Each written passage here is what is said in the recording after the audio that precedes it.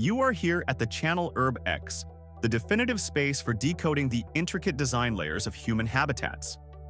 We help you bridge the data gap in your read list between the foundational stones from Mesopotamia to the high-tech blueprints of our collective tomorrow.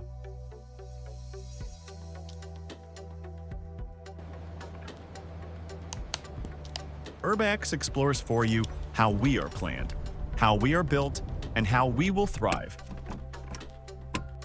This is UrbX. How can we stop urban flooding? The Sponge City Revolution. We've spent the past century building cities that hates water. We pave over soil with concrete, trap rivers and pipes, and then act surprised when a heavy rainstorm turns our streets into canals. For thousands of years, the Earth had a perfect drainage system: the ground. When it rained, the soil acted like a giant, hungry sponge. It filtered the water, recharged the aquifers, and kept the rivers steady. But then came the concrete paradox. To build modern cities, we paved over the sponge. We created a waterproof seal over the earth. Now, when it rains, that water has nowhere to go. And here's the paradoxical part. The more we try to control water with concrete, the more vulnerable we have become. In the engineering world, we call this gray infrastructure. It's rigid, it's expensive, and as climate change turns up the dial, it's failing. But what if our cities didn't fight the water? What if they drank it?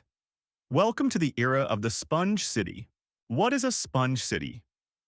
The term was popularized by Dr. Yu Kongjian.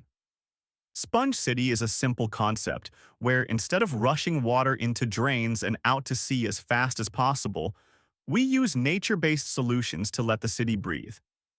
It's basically taking the concrete jungle and putting the jungle back in charge. China is the world leader in this. After devastating floods in 2012, they launched the Sponge City Initiative. Take Lingang in Shanghai. They didn't just plant some trees.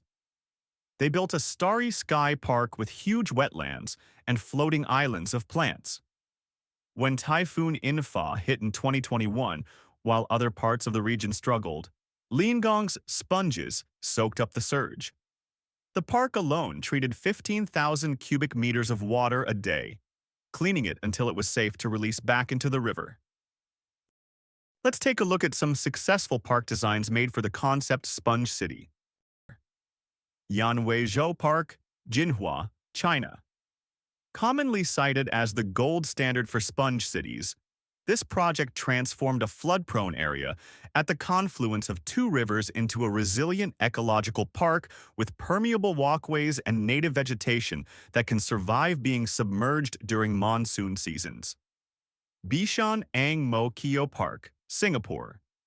Singapore redesigned a traditional concrete canal into a naturalized river as part of the Active, Beautiful, Clean ABC Waters program, where they replaced a 2.7-kilometer concrete drainage channel with a meandering 6.2-kilometer natural river that flows through the park. During heavy rain, the park land adjacent to the river doubles as a conveyance channel, slowing down water flow and filtering it through soil and plants. Building sponge cities can be beneficial in ways beyond water conservation. What are the benefits of building sponge cities? Recharges the water resource.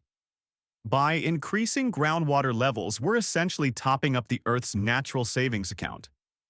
It's one of the most effective ways to mitigate water scarcity, ensuring that when the dry season hits, the taps don't just run dry. Build city resistance to disaster. Nature can be unpredictable, but this system is incredibly resilient. Whether we're talking about floods, earthquakes, or prolonged droughts, it's designed to withstand the extremes. It doesn't just survive disasters, it acts as a buffer to help the surrounding area bounce back faster. Protects the living dirt. Sponge City can help in maintaining the soil's ecosystem, keeping the microbial life and nutrient cycles healthy. Everything from local agriculture to native wildlife will thrive when the soil stays alive and porous. While certainly a sponge city is an impactful solution for developing sustainable cities, let's take a walk through on how does a sponge city impact the climate and the environment. Sponge cities aren't just about water. They tackle the urban heat island effect. All that greenery can lower a city's temperature by up to 5 degrees Celsius. Did you know about the Berlin's Rummelsburger Bucht neighborhood? In Berlin, they use biochar in the soil to act like a super-absorbent carbon filter. These cities are quieter, cooler, and honestly, they just look better than a gray parking lot. Biochar is a charcoal-like substance produced by heating organic biomass, such as agricultural waste, wood chips, or even dried seaweed, in a high-temperature, low-oxygen environment. This process is called pyrolysis. While it looks like common charcoal, its purpose is functional rather than for fuel. In the context of sponge cities and sustainable urbanism, biochar is a supermaterial for water management and breaking down the carbon matters. At a microscopic level, biochar is incredibly porous. A single gram can have a surface area of hundreds of square meters. This structure allows it to act as a water reservoir and a magnet for pollutants. A good drain design can make the rainwater processing simpler, and that's why we need design features that can support the sponge city work better. Here, let's take a look at the commonly used urban design features in sponge cities. Rainwater drains designed for reuse. Rainwater drains at public interactive spaces. Rainwater drains designed for city landscape. Permeable pavements. Landscape pockets and water sinks throughout the city. Transitioning to a sponge city isn't cheap. China estimates it could cost over $1 trillion to hit their 2030 goals.